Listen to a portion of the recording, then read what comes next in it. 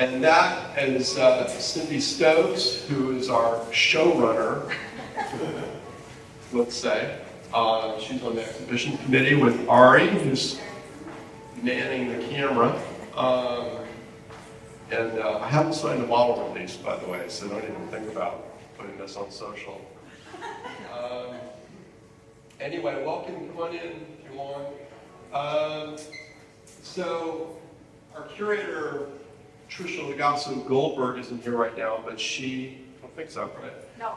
But she looked at our work, and BAPC, the Bay Area Photographers Collective, is a nonprofit collective of photographers, and we've been together about 21 years.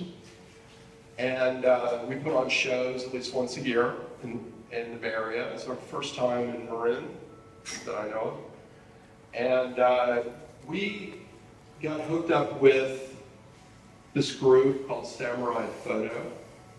And they're from Yokohama, Japan. So you're seeing some of their work here. We were kind of honored and pleased to host them here for the opening reception a couple of weeks ago. They had hosted us in Yokohama in 2018. And it was before I joined BAPC, but you guys were at that show, right? Yes. And, you know, it's an honor to be able to host them again. We're really thrilled about their work.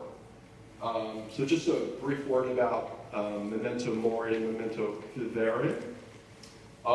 It's Latin for remember you must die, right? And remember you must live is Memento Vivere. So there was a whole life cycle theme to this show. And you'll see that expressed in different ways. So Cindy, the idea was to make the show kind of like a life cycle. Yes. Yes. In terms Yeah. Yeah. Somewhat loosely, Trisha arranged the work from that end to this end, more the beginning of life through midlife, and then succeeding towards decay and end of life. Although that's quite loose, and you may have interpreted some of the pieces a little differently yourself, but that's everybody gets to read it what they wish. Yeah. So with that, I think we'll just move ahead, and I want to introduce you to Mitch Nels, who is Mitch is the president of BAPC. How you doing? Oh, welcome everybody. I'm also the membership chair, so we're always looking for new members. I have to put in a plug for that. And Mitch sets the bar high.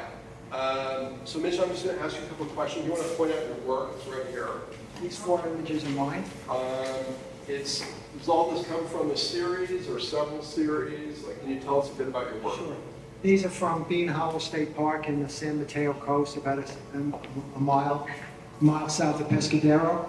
It's a place I go to on a regular basis, different times of day, different seasons of the year. There's always something, and I was just struck by the weathering to varying degrees of the rocks there. To me, it fit in with the theme of the show of life and death. This is an ongoing cycle. In the end, it all ends up as sand, but at various stages in the cycle, you'll see more or less ability to differentiate the rock patterns. So, how does your work fit in with the theme? I think just looking at the cycle of erosion here, which is not even a chemical process, it's a geological process. The rocks are created over time by just wind and salt water and erosion. But to me, it's a cycle of natural life as these begin to degrade over the centuries. Cool. And now, did you spend like a lot of time at the coast, like did you shoot for this show, or was this something you did during COVID, or like when did all this happen? That's a great question. No, I didn't shoot specifically for the show. I've been going down to this area from my house in Half Moon Bay for probably 15 years once I moved out to the West Coast. So I already amassed a body of images from this site, and it just turned out that it fit in very nicely with our theme. So it was just luck and saved me a lot of time and effort to go out shooting. Yeah. Anything else you want to add about like the show theme or? No, I think everybody should be proud of the work that's here. I think as I've been with the collective for about 5 or 6 years, I would say of those years, this is the best show we've ever put on. So I think to my colleagues in BAPC, we should be very proud of the work we did tonight. Okay. Does anybody want to ask Mitch anything in particular, or if not, we'll move ahead. Thank you very much, Mitch. I have. Oh, I'm sorry. Oh, no, you go first. The black and white. I just wondered about the black and white prints. Are they negative from negatives or are they? They're all digital, shot mostly with a black and white specific camera. A lot of my work is in black and white. Can you tell us how it feels or what your ideas are behind including black and white and color? That they have a different, to me, like a very different emotional tone. To be honest, I wasn't sure it was going to work, Uh, but I figured I'd give it a try. Yeah, I mostly shoot in black and white, but some of these really, I think, better in color, and I started to notice that, so I gave it a try. Right. So we're going to move over to Cindy's work, which is in here a bit, and it's a lot easier to see if you get up, frankly. Sorry about that. So you kind of need to be. Can you like, grab the over camera there when we do or my here. area? There's this work in this Or alcove. go here. next to mine. Rusty. So,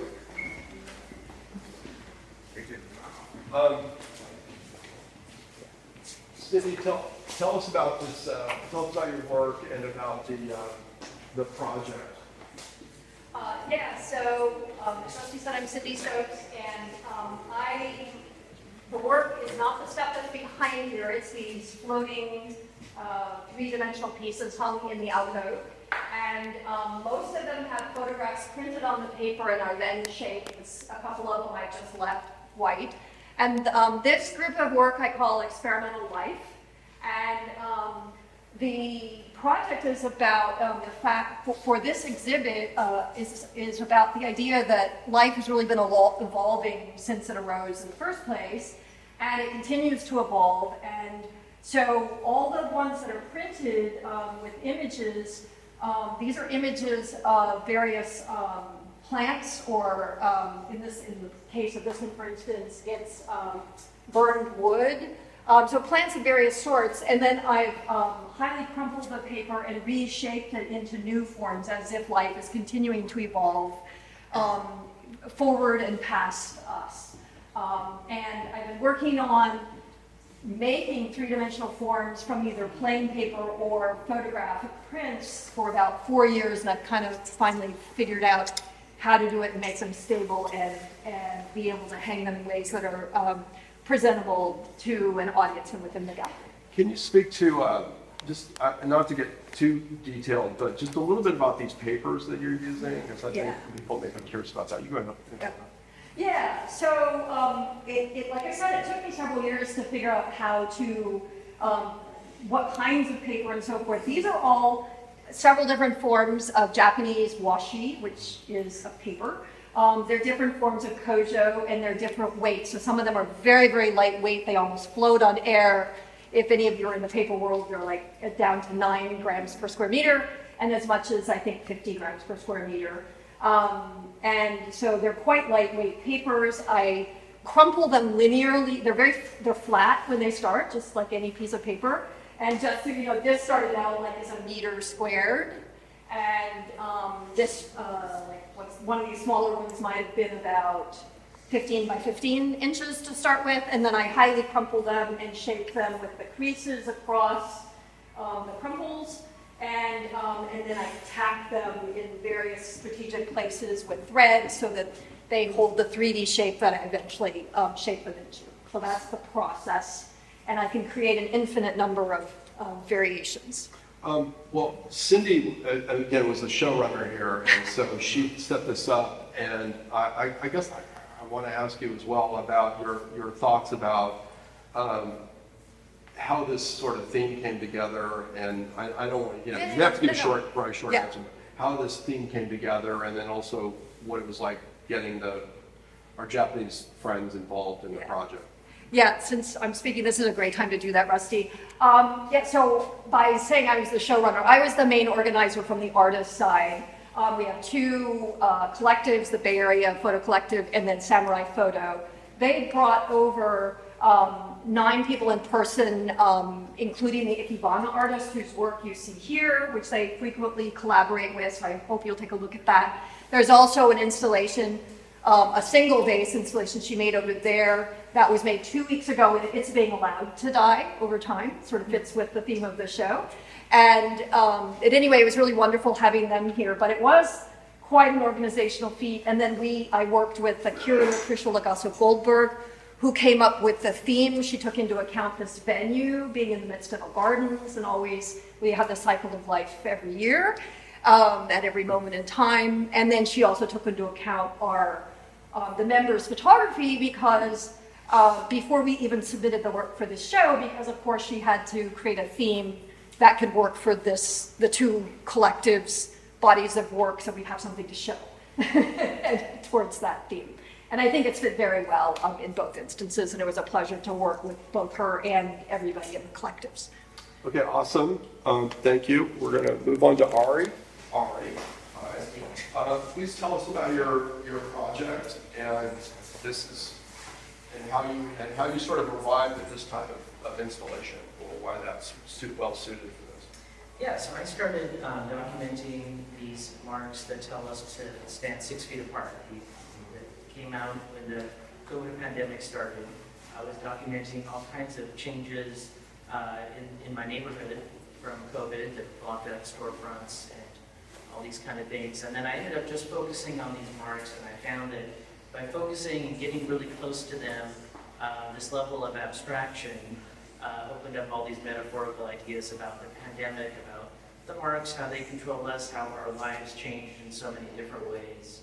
And I've been documenting these for a while. I published this zine about 1.5 years ago, which was sort of my first version of presenting this. And there's all these grids that show sometimes a whole bunch of these images together, and presented them a variety of ways. And then for this show, partly because the theme being Memento Mori, I wanted to touch on the sad part of the pandemic, that many people died. So the name of this is Memorial, and I've taken the X-shaped 6 feet apart marks and I've turned them into these concrete sculptures, partly because many of them are on concrete, and I wanted to kind of feel like I had cut them out of concrete and gathered them together as part of this archiving of this time, this collective time that we all went through.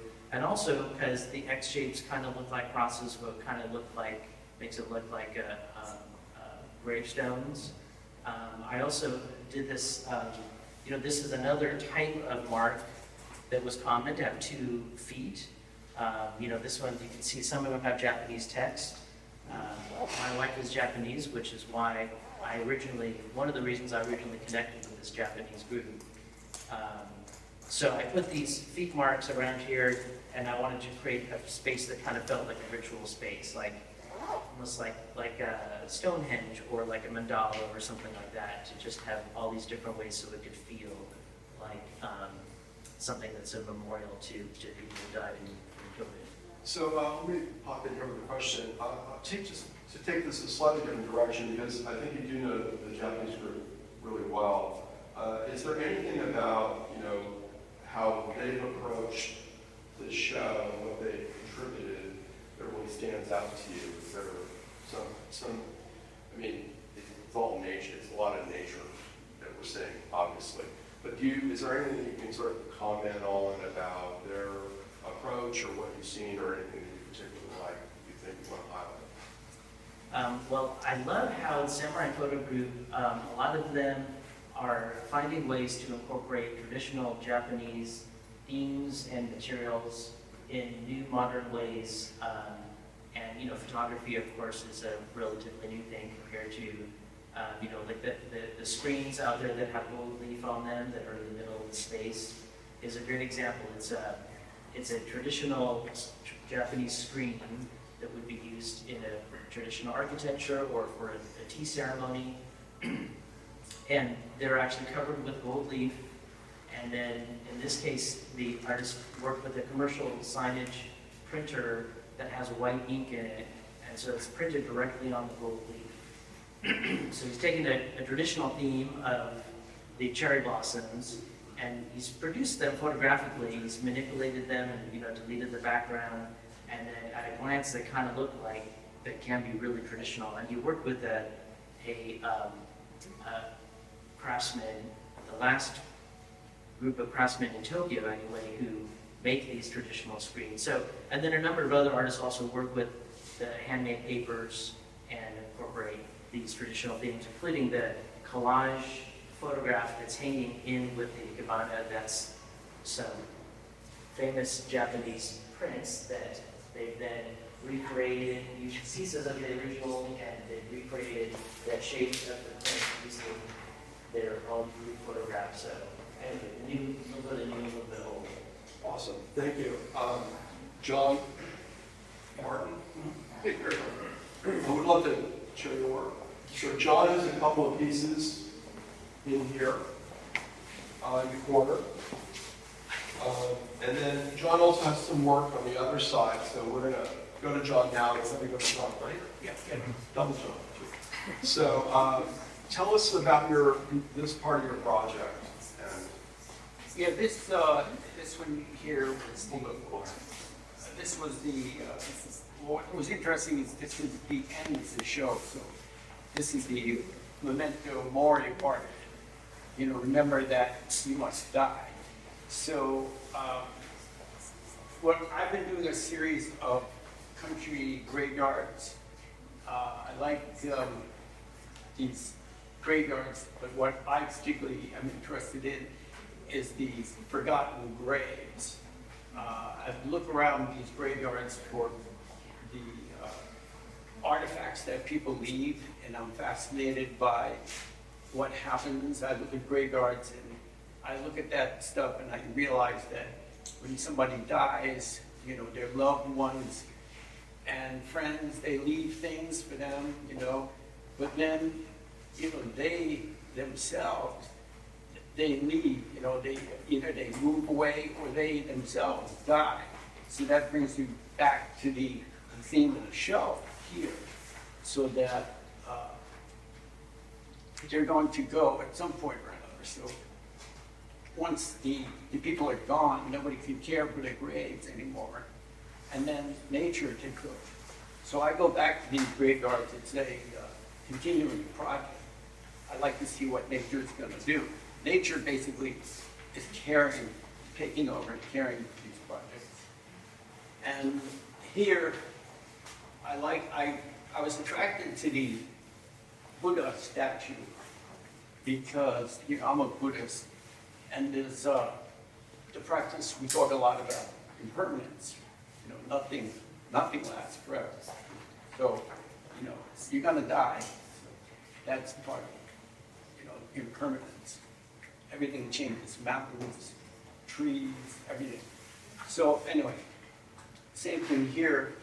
The plant, I don't know, somebody put that there, could have been there for a year or 2 years, but they're long gone. Nobody's taking care of this anymore. All these different people. And yet there's a beauty to it. Well, there is the beauty. That's what I was trying to capture that. Can you speak into the mic? Awesome. Yeah. I forgot to ask if anybody had questions for Ari and or Cindy or John. I guess now would be a really good time to ask. Does anyone have any questions for them?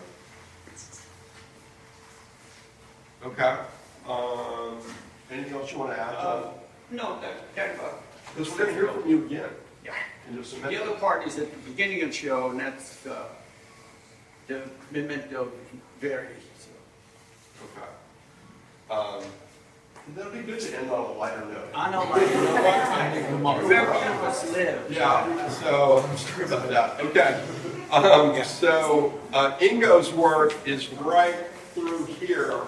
So we're going to come right down this ramp, and then we're going to go to the right. So let's hear from Ingo. I'll also point out that one of his pieces is back here in the corner to the right of the back wall, and one of them is also up there, but we're going to speak with him in front of the two that are on the ramp. Right. Thank you.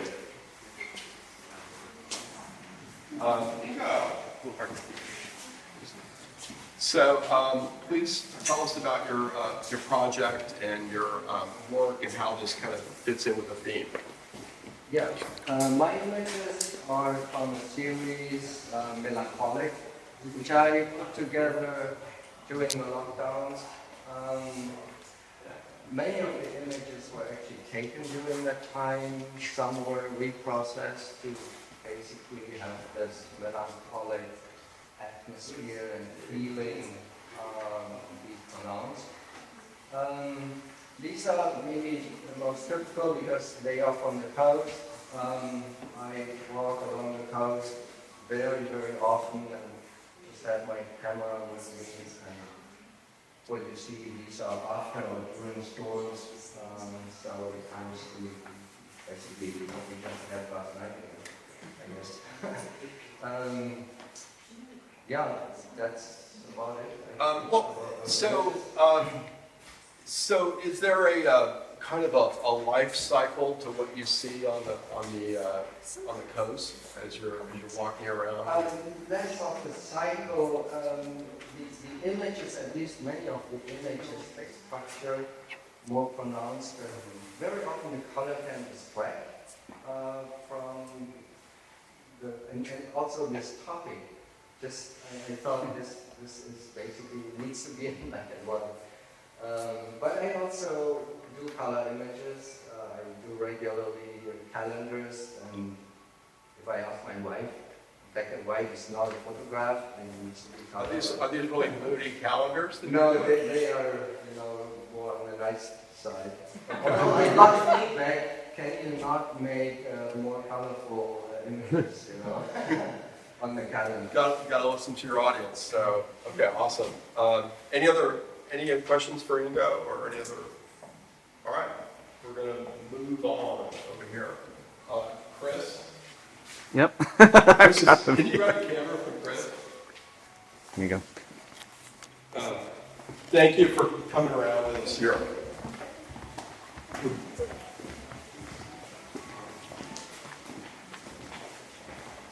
Chris has got your own cubby. Yeah, I do. This is This is the nice. Chris corner.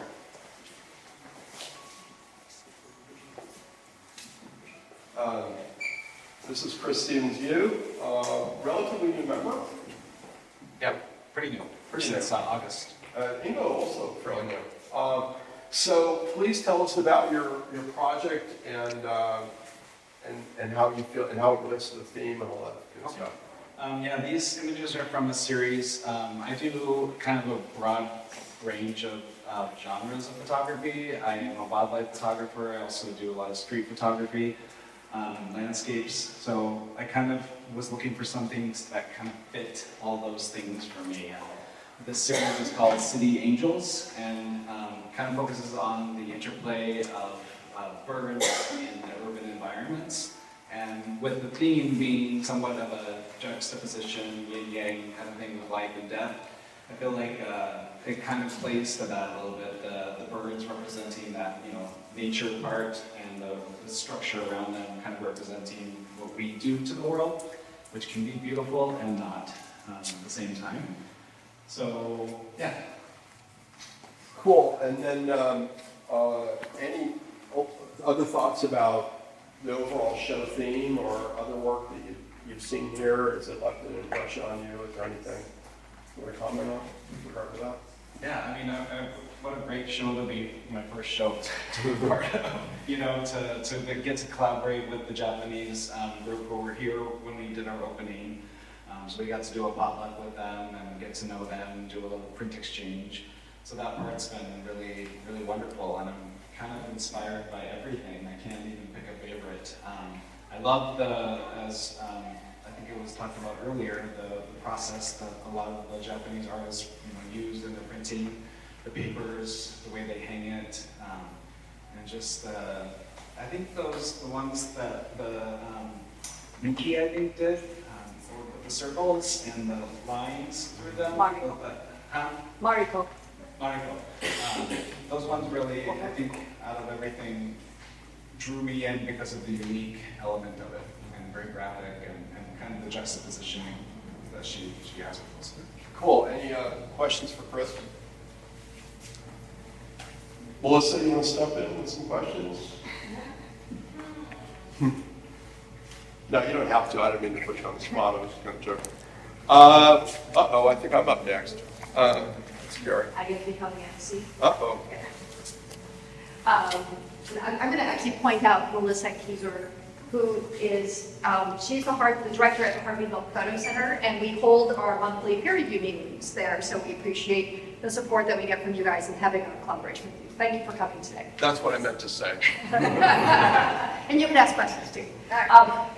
And before I forget, because I've had a couple people ask me already today if the work is for sale, and I want to say yes, it is. And if there's something that you want to buy or want to know a price of, Annie at the front desk is the person to see. She has a price list, and see her. And there's also the catalogs that you can get for $20 that give photographs of just about everything in the show, and she will take care of you on that as well.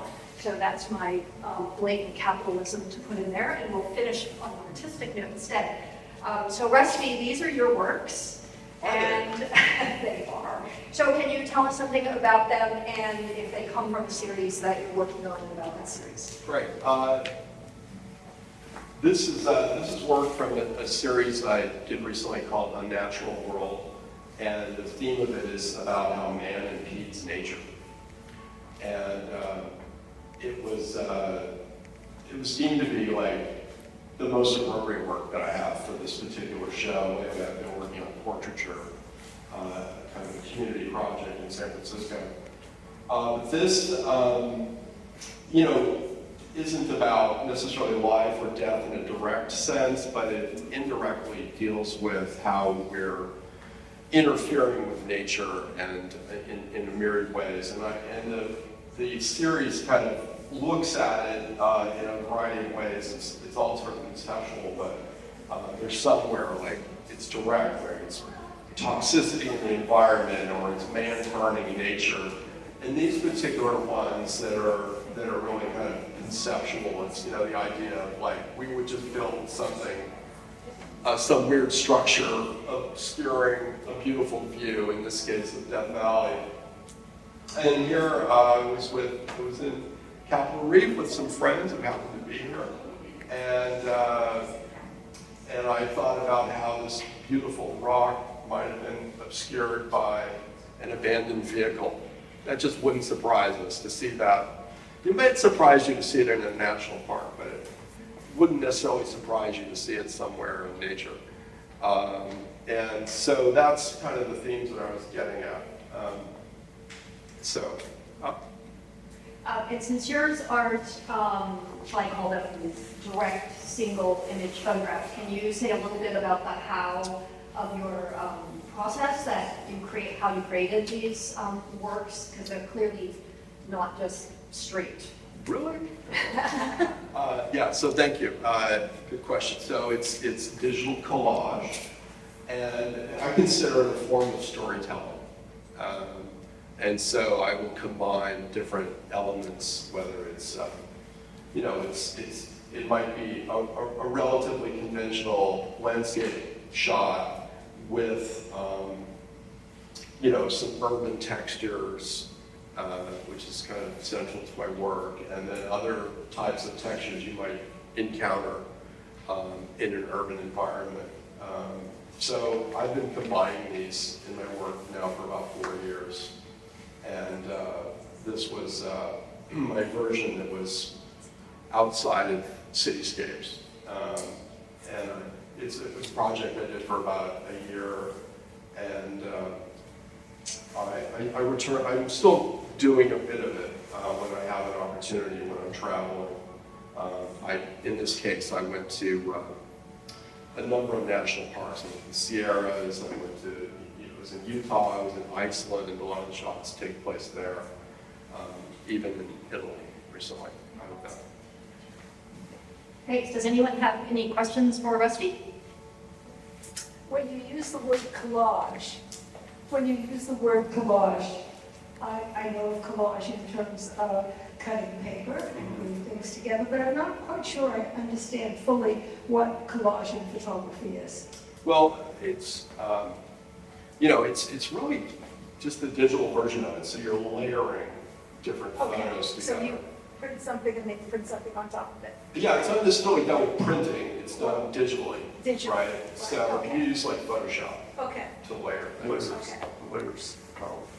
Yeah, Yeah. yeah. So this was something I started messing around with during that first winter of COVID. I had all this time on my hands. I said, yeah, I always wanted to learn how to do this. So I just took Did you ever work with multiple exposures to try to get that same effect? Like, Yeah, I mean, back in the day, right, film. sure. I haven't been using film for like 10 years. Right. So, and then we want to go see, Oh, that's right, John's work at the very end. at the Yes. very end. So near the door, but don't all leave. Yeah, okay. We're good. So if you don't mind, we're going to come down here and talk, to see John's other work.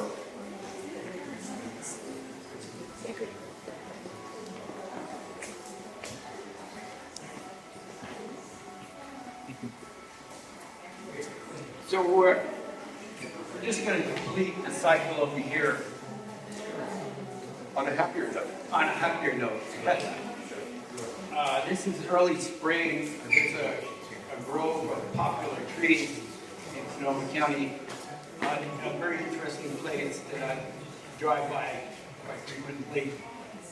This is a grove of popular trees that is in the middle of a field. They're all the same.